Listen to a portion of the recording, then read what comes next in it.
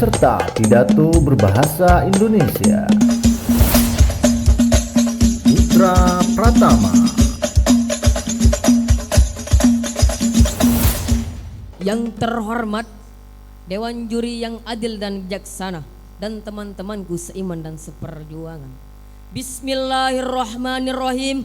Assalamualaikum warahmatullahi wabarakatuh. Alhamdulillah, alhamdulillahirabbil alamin. Wa bihi nasta'inu ala umur dunya waddin. Assalatu wassalamu ala asrafil anbiya'i wal mursalin wa ala alihi washabihi ajmain, amma ba'du.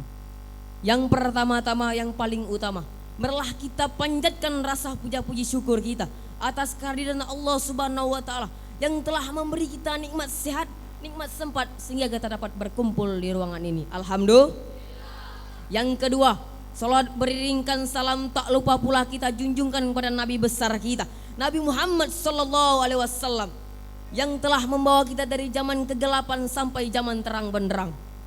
Yang ketiga, tak lupa pula saya berterima kasih kepada MC yang tampan dan berani yang telah memberi saya kesempatan untuk berpidato malam hari ini yang saya beri judul Hati yang Bermanfaat dengan Sholawat.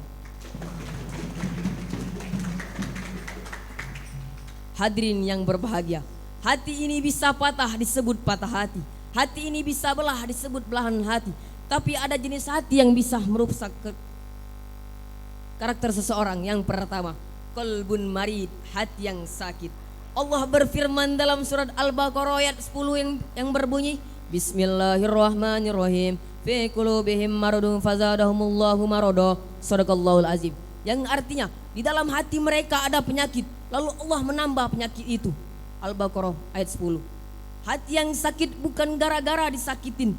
Lalu bagaimana dalam tafsir Adurul Mansur Al-Imamu Jalaluddin As-Suyuti mengutip riwayat Ibnu Abbas, hati yang sakit adalah hati yang sombong, yang penuh dengan keraguan-keraguan untuk menegakkan kebenaran.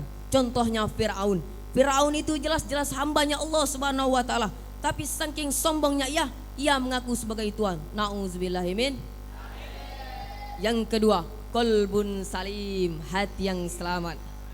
Allah berfirman dalam surat Asy-Syu'ara ayat 88 sampai 89 yang berbunyi, Bismillahirrahmanirrahim. Yauma la yanfa'u malun wala baruna illa man ata Allah biqalbin salim. Shadaqallahul azim.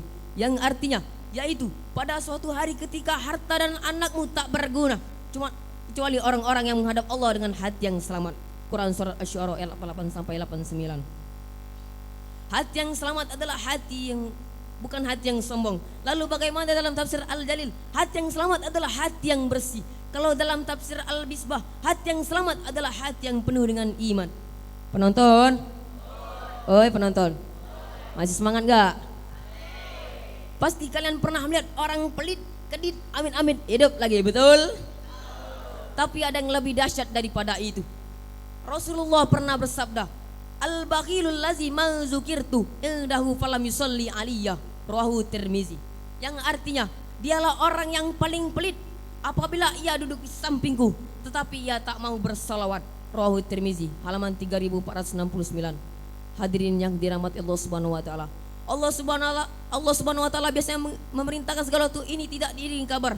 Biasanya diawali surat ya ayuhan nas, ya ayyuhallazi. Tapi dengan salawat ini Allah beda berfirman dalam surat Al-Ahzab ayat 56 yang berbunyi, Bismillahirrahmanirrahim. Innallaha malaikatahu yusholluna 'alan nabi ya ayyuhallazina amanu shollu 'alaihi wa sallimu taslima. Shadaqallahul azim.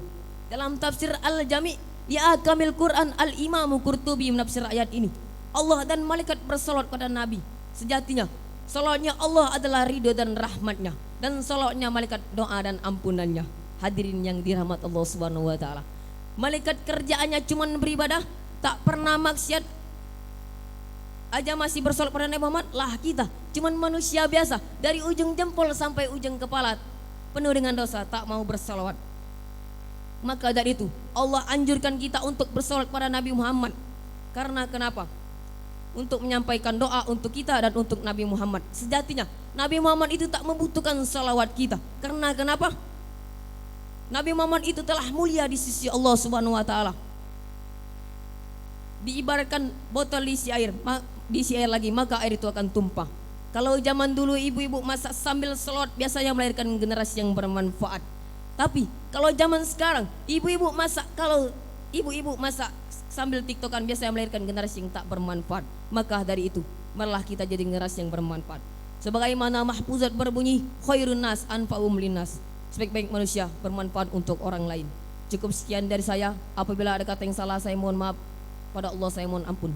Wassalamualaikum warahmatullahi wabarakatuh.